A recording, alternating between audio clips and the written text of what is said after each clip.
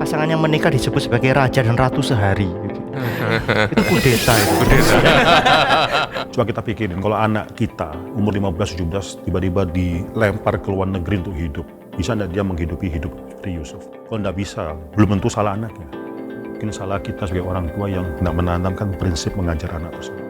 Kalau bicara soal kegudusan dalam seksual misalnya, ternyata ada orang-orang yang bahkan sudah jatuh di dalam dosa dalam hal-hal ini sebelum menikah.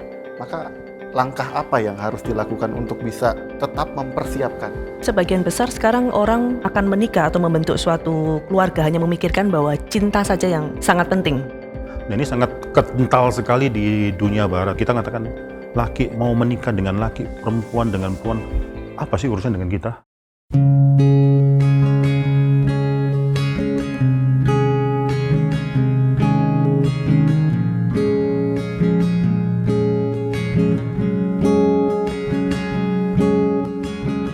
Saudara, kita kembali di dalam program Pilgrim's Talk at Gary Karawaci. Ini adalah sebuah program yang dibuat oleh pelayanan digital ministry Gereja Reform Injili Indonesia di cabang Karawaci. Dan kita akan berbincang-bincang, kita akan berdiskusi, membicarakan tema-tema yang terjadi dalam kehidupan kita sehari-hari. Dan bagaimana firman Tuhan memandang hal-hal tersebut dan bagaimana kita harus memikirkan, merenungkan, dan tentunya mengaplikasikannya dalam kehidupan kita sehari-hari. Saya ditemani oleh 4 orang yang ada di kiri dan kanan saya. Yang pertama adalah Pendeta Davitong dan juga Pendeta Budi Sutrisno. Berikutnya adalah ada Pak Pauri dan juga Ibu Meta. Ini 2 orang yang melayani di Geri Karawaci.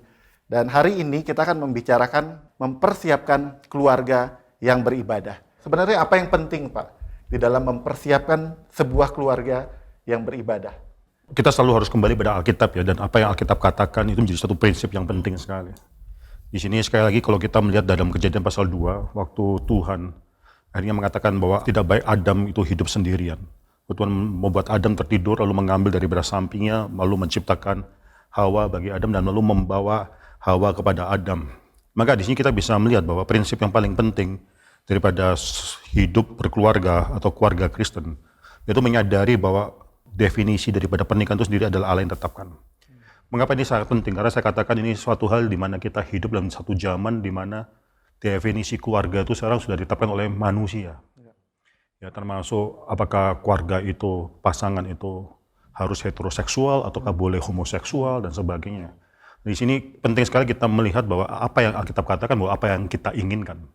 Alkitab katakan bahwa kekudusan itu harus ada dalam suatu keluarga. Kekudusan daripada Tuhan. Kita tidak mengatakan bahwa seks adalah suatu hal yang tidak kudus, tapi seks di luar daripada pernikahan bukanlah suatu hal yang diinginkan oleh Tuhan. Ini kita harus sadar. Jadi waktu kita mengatakan bahwa prinsip berkeluarga, saya rasa banyak anak-anak muda yang harus mengetahui suatu prinsip bahwa dia berelasi dengan Tuhan. Itu penting sekali. Sebelum dia bisa mencari pasangan hidupnya, bereskan terlebih dahulu relasi vertikal dengan Tuhan. Coba saya mau tanya ya, kita semua pikirkan di sini juga, pemirsa di rumah juga bisa pikirkan. Ketika Tuhan menciptakan semua binatang, dia menciptakan pasangan demi pasangan. Ya, mereka berpasangan-pasangan. Tapi ketika Tuhan menciptakan Adam, Adam menciptakan seorang diri. Dan dia melihat semua binatang yang Tuhan bawa kepada Adam, diberi nama. Dia melihat tidak ada satupun yang sepadan dengan dia. Nah, ini pertanyaan sangat menarik. Mengapa kalau memang Tuhan merasakan bahwa Adam tidak baik untuk hidup sendirian, Tuhan menciptakan dia sendirian? Apa mungkin Tuhan mau Adam yang menemukan sendiri atau mencari sendiri? Meskipun pada akhirnya tetap Tuhan yang itu satu possible jawaban. Supaya manusia menyadari begitu bahwa dirinya itu tidak cukup pada dirinya sendiri dan dia sangat memerlukan pasangan. Oke, satu jawaban yang baik lagi. Ada yang lain lagi coba? Pada akhirnya juga Tuhan mengambil tulang rusuk dari Adam dan menciptakan Hawa. Jadi itu memang hikmat Tuhan yang tersembunyi ya. Kita tidak pernah tahu apa yang menjadi rahasianya Tuhan, tapi ya akhirnya Tuhan mengambil apa yang dari miliknya Adam, diciptakanlah Hawa. Hawa tidak diciptakan terpisah dari Adam. Dan dari sanalah apakah untuk menunjukkan ketergantungan seorang perempuan pada seorang laki-laki atau apa? Salah satunya itu mungkin bisa Ini semua jawaban ada baiknya semua ya. Ya sekarang ini kunci jawabannya mungkin. Nah, sebenarnya sebelum ada Hawa, Adam sudah berelasi belum? dengan Tuhan maksudnya. Hanya dengan Sudah Tuhan. kan. Berrelasi dengan Tuhan. Iya, Oh, justru pasti. dengan person kan ya, dengan ini kan satu pribadi begitu yang menyatakan ini di dalam Kejadian 2 ayat 15 itu kan sudah ada relasi antara Tuhan dan Adam, dan itu justru menjadi satu relasi yang sangat penting, yaitu perjanjian. Covenant, itu 16, perjanjian. 17. Nah, itu 2 ayat 16-17. Nah, itu satu hal yang kita perlu sadari gitu. Kalau kita bicara tentang keluarga yang beribadah, nah ini berarti ibadah kepada siapa begitu kan ya. Dan kemudian keluarga itu berarti yang paling penting di dalam keluarga itu bukan ya ini yang menikah ini bukan gitu, tapi yang paling penting di dalam keluarga itu adalah ya Tuhan itu sendiri. Di dalam pernikahan yang pertama itu kelihatan sekali pusatnya adalah Tuhan, ya Tuhan yang punya inisiatif, Ya. Tuhan yang menyediakan, Tuhan yang menyatukan, dan kemudian Adam pun ketika melihat Hawa berespon itu juga satu, kita bisa katakan satu pujian juga begitu ya kepada Tuhan, satu syukur kepada Tuhan. Tuhan itu menjadi sentral di dalam keluarga yang pertama. Ini saya pikir ini satu hal yang kita perlu tekankan ya. Ada kalimat yang menarik, Pak. Adam dikatakan tidak menjumpai penolong yang sepadan dengan dia. Apakah Ya. itu artinya dia mencari sebenarnya? Atau Ya pasti, membutuhkan? pasti kita mencari terlebih dahulu, itu pasti. Kita akan selalu, ini saya anjurkan juga bagi pasangan-pasangan yang masih mencari, tetap mencari ya, itu mencari dalam hal ini kehendak Tuhan. Tapi menarik ya, ini saya melanjutkan apa yang dikatakan oleh pendeta Budi di sini. Di sana waktu Adam diciptakan sendirian, dia akhirnya mencari dari semua binatang yang dibawakan oleh Tuhan kepada dia, dia mencari siapa pasangannya sepadan dengan dia nggak menemukannya. Pertanyaan adalah semua diciptakan pasangan berpasangan, Adam sendirian.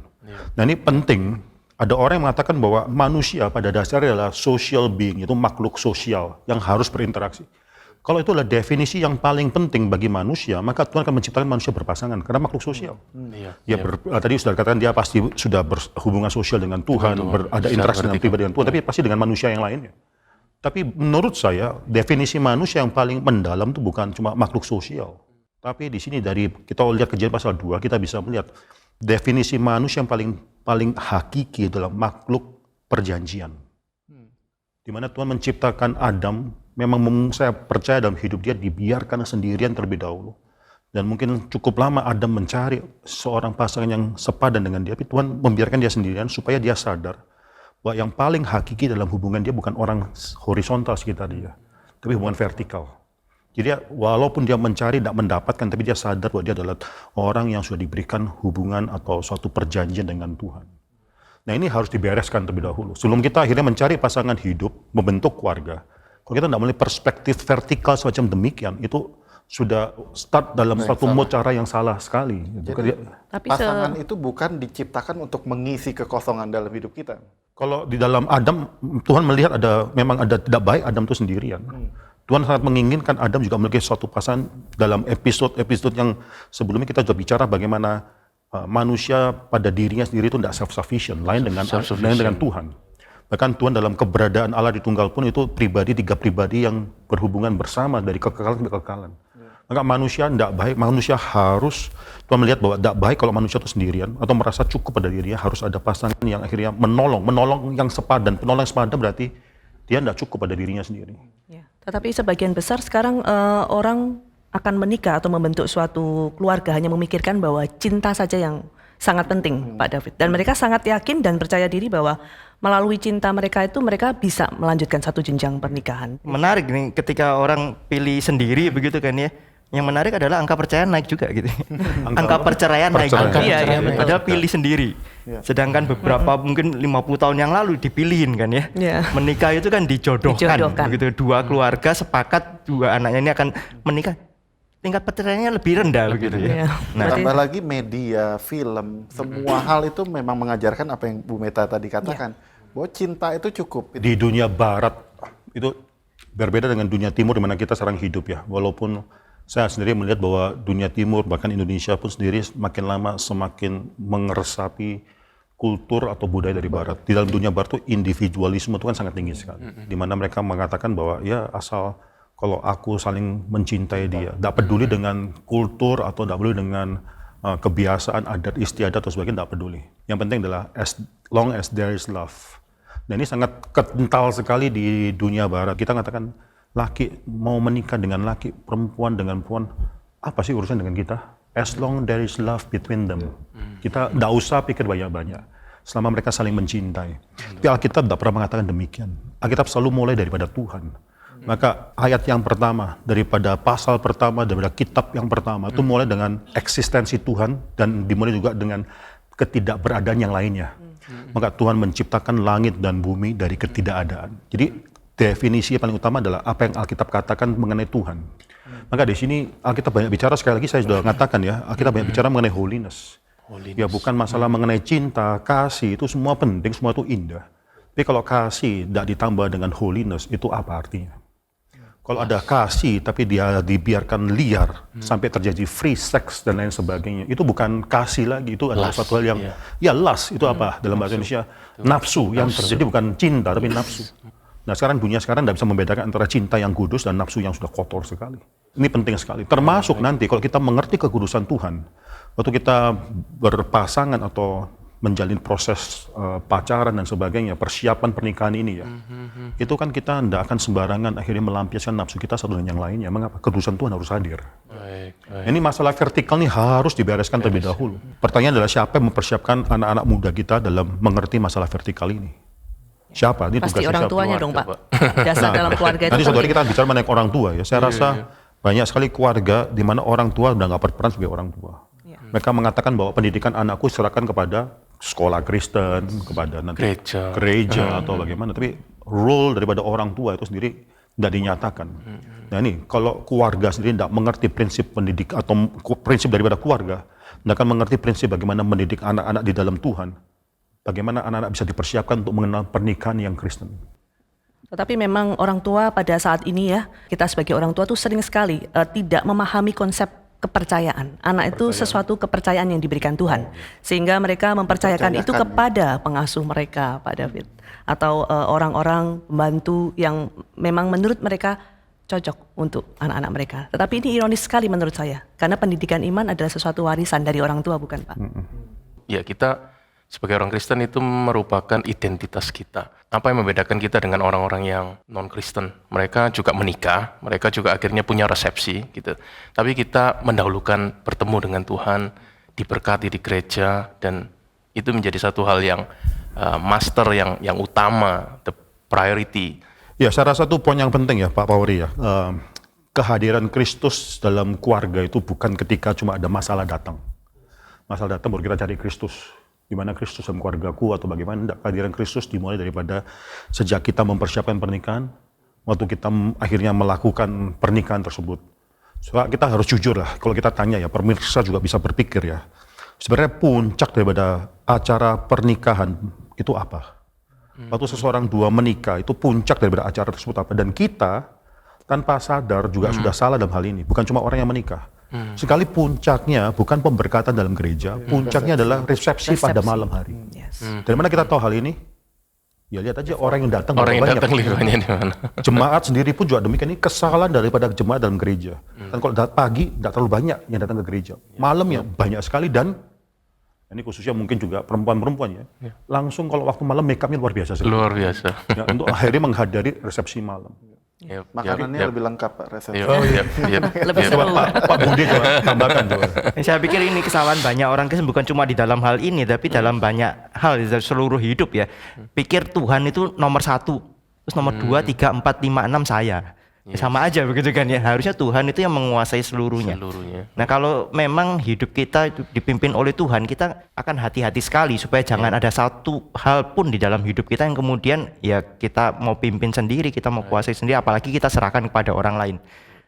Tuhan yang harus menjadi tuan atas seluruh hidup kita. Jadi kita merencanakan segala sesuatu itu bukan parsial. Oh ini secret, ini pemberkatan nih kudus begitu kan ya. Setelah itu sudah selesai, ini sudah selesai, yang kudus sudah selesai. Ya, ini bagian yang happy yang senang. Nggak bisa. Ini siapa yang memerintah di dalam bagian ini? Kalau Tuhan juga yang memerintah bagian hidup kita pada waktu ini ya, harusnya kita juga merancang ya bagaimana itu bisa menyenangkan Tuhan juga. Tapi orang kadang-kadang beranggapan Pak Budi bahwa mereka itu sudah benar-benar mengenal, menghadirkan Kristus gitu di dalam aspek hidup mereka. Tetapi bagaimana ya supaya kita tidak terlalu percaya diri atau mungkin memang salah bahwa kita tuh sebetulnya belum memasukkan Kristus sendiri sebagai satu-satunya pemimpin daripada Ya, mungkin pernikahan kita harus lebih aware ya, dalam pengertian kita mesti nanya terus, apakah Tuhan disenangkan dengan ini? Apakah ini bisa menjadi satu kesaksian di hadapan orang-orang yang ada, yang melihat saya, Tuhan itu dipermuliakan gitu, atau sebenarnya ini memuaskan orang lain gitu, atau memuaskan diri sendiri. Ini kan kalau kita terus aware, kita terus tanya ya sebelum kita mengambil satu keputusan, saya pikir kita akan dihindarkan dari banyak hal yang salah. Masalahnya orang biasanya mengikuti yang umum, ya umumnya begini gitu kan ya, atau mengikuti misalnya kalau keluarganya, papa mamanya punya kenalan banyak begitu kan ya, terus kemudian banyak dari antara mereka yang mungkin nggak Kristen, sehingga kalau diundang ke gereja untuk pemberkatan mungkin sulit untuk datang, terus kemudian diundangnya ke resepsi, dan untuk itu kan resepsi undang orang mikirnya ya harus bikin seneng begitu kan ya, bikin seneng, yang dibikin seneng siapa? Ya orang yang hadir. Nah akhirnya kita membuat manusia senang, mungkin membuat Tuhan nggak senang gitu kan. Kita enggak anti resepsi ya, termasuk miracle atau mujizat Yesus yang pertama kali kan di dalam konteks pernikahan. Ada orang Kristen yang sangat anti terhadap satu hal yang mungkin ada sifat pesta atau sukacita dalamnya. Saya rasa itu juga ada benar, itu asetisme yang salah ya. Cuma kita mungkin pikirkan dari sudut pandang daripada acara resepsi pernikahan Kristen itu, saya rasa sudah waktunya perlu dibuat lebih Kristen lagi. Sekali yang jadi wedding organizer itu kan orang-orang yang orang dunia, nyanyiannya, kata-katanya itu benar-benar dikotomi antara pagi dan malam. Pagi mereka mencari Tuhan, minta diberkat Tuhan, malam kata Tuhan pun tidak muncul. Paling banter doa bisa dipimpin oleh seorang pendeta, doa makan. Setelah itu sudah lagu-lagu yang dipilihnya itu semua lagu-lagu dunia semua. Nah ini kayak begini mengapa? Karena mentalitas pilgrim sudah tidak ada lagi. Di mana mereka akhirnya menjadi sama seperti dunia.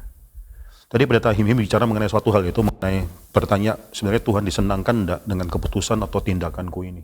Saya rasa menghadirkan secara conscious setiap kali kita melakukan sesuatu, tanya mengenai Tuhan disenangkan tidak, Tuhan berkenan atau tidak, kira-kira Tuhan mau apa, kira-kira Alkitab bicara apa, itu secara conscious mengikutsertakan vertikal itu harus penting sekali.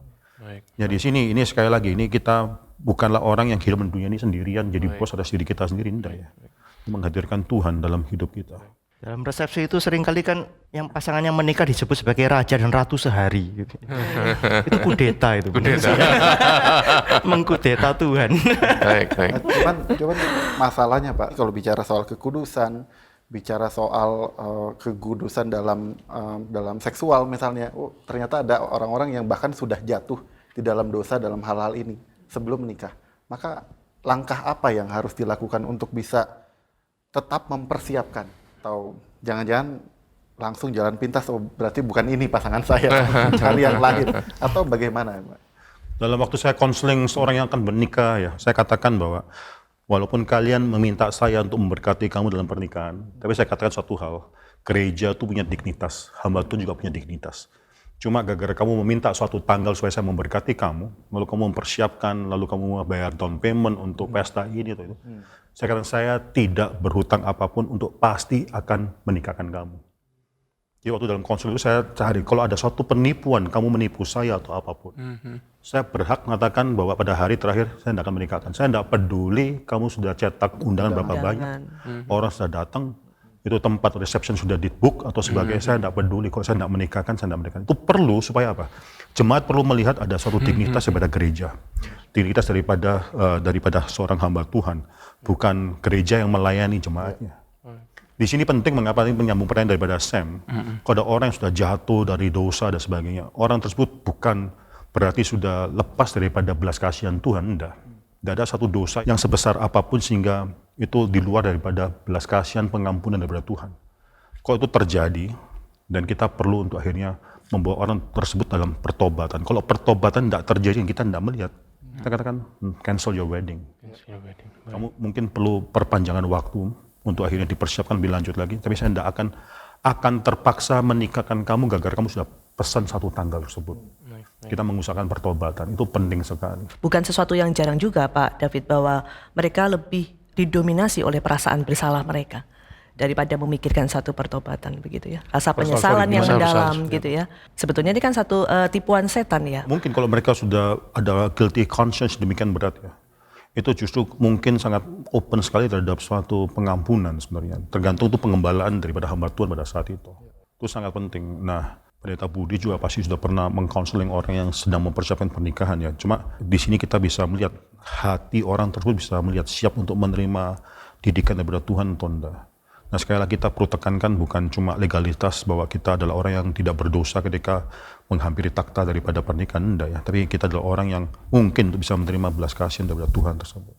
Saya pikir itu yang harus ada gitu. Kalau kita bicara nih pernikahan Kristen ya, dua orang itu harus di dalam Tuhan. Gitu. Yang episode sebelumnya saya bicara tentang kedewasaan. Orang yang mau menikah itu mesti dewasa secara tubuhnya, secara karakternya, dan kemudian juga secara kerohanian. Itu kan bicara bahwa dia harus mengenal Tuhan. Ketika bicara mengenal Tuhan, ya bagaimana dengan orang yang sudah jatuh di dalam dosa seksual? Ada pertobatan atau tidak? Gitu. Dan kemudian ketika kita bisa melihat ada pertobatan, kita juga percaya ada pemulihan dari Tuhan, dan Tuhan itu juga bisa terus memimpin begitu ya. Guilty feeling itu mungkin itu akan dipakai oleh setan untuk terus menuduh, tetapi kalau orang itu berpegang kepada Tuhan ya, kita juga melihat Tuhan memberikan anugerah, Tuhan bisa menolong. Kita bersyukur ya, bukan cuma cerita-cerita keluarga itu hancur karena dosa, gitu, tapi kita juga mendengar ada keluarga-keluarga yang dipulihkan dari dosa juga, gitu ya. Ada anugerah Tuhan yang menopang bagi keluarga-keluarga yang sekalipun sudah jatuh, tetapi mereka bertobat, mereka kembali kepada Tuhan, dan kemudian Tuhan juga pelihara mereka, Tuhan juga jaga mereka. Itu satu pengharapan yang sekali lagi kita harus terus lihat, yang kita terus mau pegang. Karena siapa kita yang bisa menjamin kita nggak akan salah begitu, nggak akan jatuh, nggak akan apa, nggak ada begitu ya. Tapi ya itu berpegang pada pengharapan yang Tuhan janjikan. Membicara mengenai mempersiapkan pernikahan ya, saya rasa sekali orang salah mengerti mempersiapkan pernikahan adalah waktu memang sedang mau menikah. Mulai mempersiapkan pernikahan daripada kelas-kelas pranikah, konseling dan sebagainya itu mempersiapkan pernikahan. Enggak. Di dalam Alkitab Mempersiapkan wedding, mempersiapkan marriage. itu persiapan daripada hidup kita. Pernikahan itu cuma salah satu bagian kecil daripada aspek hidup manusia ya.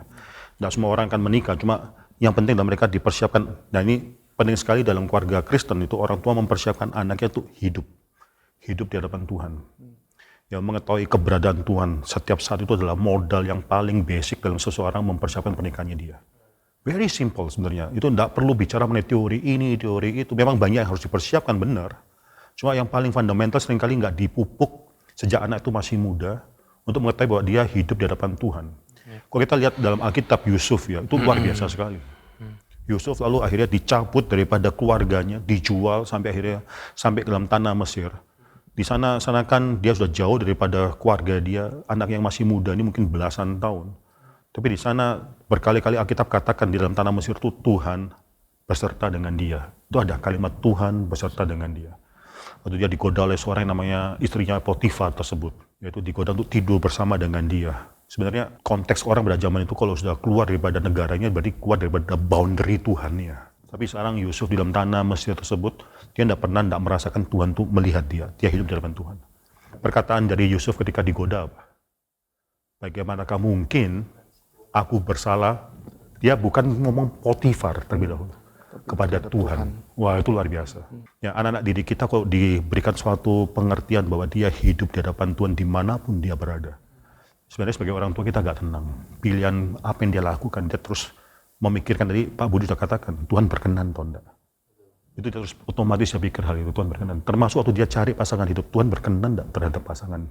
Nah itu sadarkan ya. Saya rasa kalau kita mau bicara mengenai persiapan pernikahan, jauh sebelumnya sadarkan anak kita, tugas kepada orang tua untuk tahu bahwa dia hidup di hadapan Tuhan, coram Deo setiap saat. Apa bisa dikatakan bahwa Yusuf termasuk salah satu yang dididik dalam keluarga yang begitu takut kepada Tuhan, Pak David?